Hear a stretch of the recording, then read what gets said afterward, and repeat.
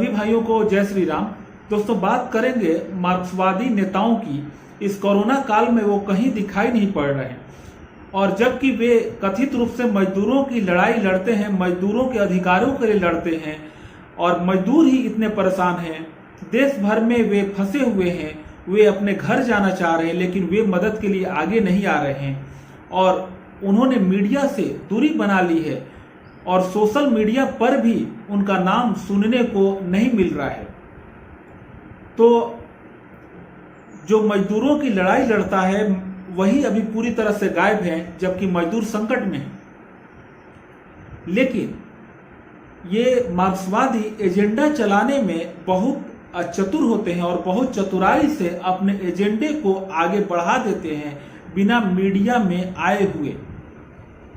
तो सबसे पहले मैं बात करूंगा साइकिल गर्ल, जिसके बारे में कथित रूप से बोला जा रहा है कि वह गुड़गांव से दरभंगा तक साइकिलिंग करके आई, और न कि अकेले अपने बीमार पिता को साइकिल के पीछे कैरियर पर बैठा करके।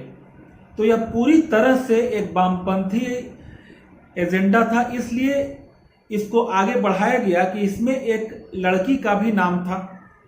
इस न्यूज़ को सबसे पहले आउटलुक ने अपने पोर्टल पे जगह दी थी, और उसमें यह बताया गया था कि उन्होंने सफ़र लगभग 7 से 8 दिन में पूरी की। इस दौरान उन्हें रोजाना लगभग 30 से 40 किलोमीटर साइकिल चलानी पड़ी, और बाकी की यात्रा उन्होंने ट्रकों से लिफ्ट मांग करके पूरी की।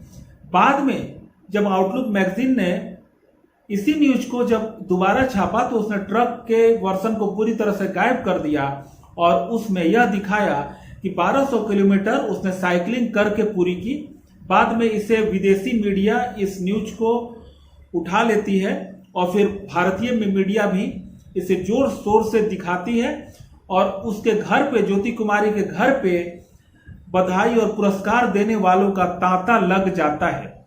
इसमें से यह वर्जन पूरी तरह से गायब है कि वो कितने तारीख को चले थे, कितने तारीख को पहुंचे थे, कब क्वारंटीन हुए थे, कब क्वारंटीन से बाहर आए थे। तो यह एक वामपंथियों का एजेंडा था, जिसमें न केवल राइट विंग ट्रैप में आया और उनके ही एजेंडे को आगे बढ़ाने लगा, और जब तक उन्हें समझ में आया तब तक वे इसमें बुरी तरह से फंस चुके थे, और अब इसमें यह कहना मुश्किल था कि वे एक गलत एजेंडे को आगे बढ़ा रहे थे। वामपंथियों के पास एक हथियार है जिसका नाम है महिला अस्त्र। जब वे इस हथियार को चलाते हैं, जो कि राइट विंग पर ही चलाया जाता है, तो वह बहुत कारगर सिद्ध होता है। यह ज्योति कुमारी वाला प्रकरण केवल और केवल नरेंद्र मोदी की सरकार को घेरने के लिए लाया गया था कि नरेंद्र मोदी ने गलत टाइम पे लॉकडाउन कर दिया, और मजदूर और लोग इतने परेशान हैं कि उन्हें साइकिल चला करके 1200 किलोमीटर घर आना पड़ा, और जान करके इसमें भावनाएं जोड़ने के लिए महिला को आगे खड़ा कर दिया गया, कहे कि क्योंकि लोगों की भावनाएं जाग जाएं। क्योंकि आप इसमें देखिए, इस महिला के जगह पर आप किसी पुरुष को आप डाल दें और तब आप देखें, यह न्यूज रह ही नहीं जाएगा। अब हम आगे बढ़ेंगे और बात करेंगे सोनू सूद के मुद्दे के बारे में। सोनू सूद आजकल मीडिया में छाए हुए हैं, सोशल मीडिया से लेकर के मेन स्ट्रीम मीडिया भी उनके कामों को दिखा रही है।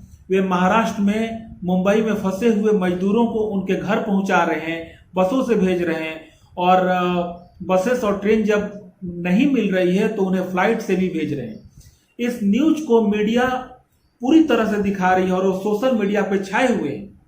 लेकिन इसमें आप एक चीज आप पाएंगे कि इसमें केंद्र सरकार को घेरने की कोशिश की जा रही है, कि और सोनू सूद को केंद्र सरकार के समानांतर खड़ा करने की कोशिश की गई है। इसमें ध्यान देने योग्य यह बात है कि इसमें उद्धव सरकार को, जो कि महाराष्ट्र में है, उसको घेरने की कोशिश नहीं है, क्योंकि वहां पे बीजेपी की सरकार नहीं है, वहां पर वामपंथियों की सरकार है। मैं यह मानकर चलता हूं कि कहीं भी अगर बीजेपी की सरकार नहीं है तो वह वामपंथियों की सरकार है।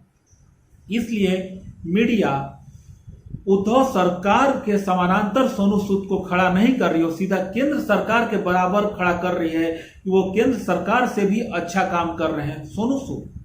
तो यहाँ पर मार्क्सिस्ट अपने एजेंडे को सोनू सूद के जरिए चलाना शुरू कर दिए हैं और सोनू सूद को यह पता ही नहीं है कि उनके इस कार्य को हाईजैक कर लिया गया है।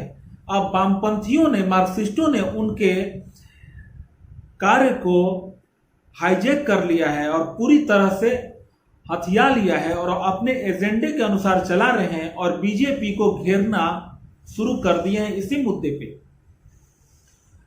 इससे पहले भी बहुत सारे फिल्मी हस्तियों और बहुत सारे लोगों ने बहुत अच्छे खासे पैसे डोनेट किए, जिनमें प्रमुख नाम अक्षय कुमार का भी आता है। लेकिन सोनू सूद को उन लोगों से भी आगे खड़ा कर दिया गया है, एक मसीहा के रूप में खड़ा करने की कोशिश की गई है। और बाकी पीछे जो और लोगों ने जो कार्य किए हैं, जो सरकार ने जो कार्य किए हैं, उन सब पे पानी फेरने का काम शुरू कर दिया गया है। तो यह पूरी तरह से मार्क्सिस्टों का घर में बैठे बैठे ही एक एजेंडा है जो चलाया गया है। तो इस एजेंडे को हमें समझने की जरूरत है कि सोनू सूद को क्यों मसीहा बनाया जा रहा है। दोस्तों, अगर वीडियो पसंद आया हो तो वीडियो को लाइक करें, शेयर करें और मेरे चैनल को सब्सक्राइब करें। जय श्री राम।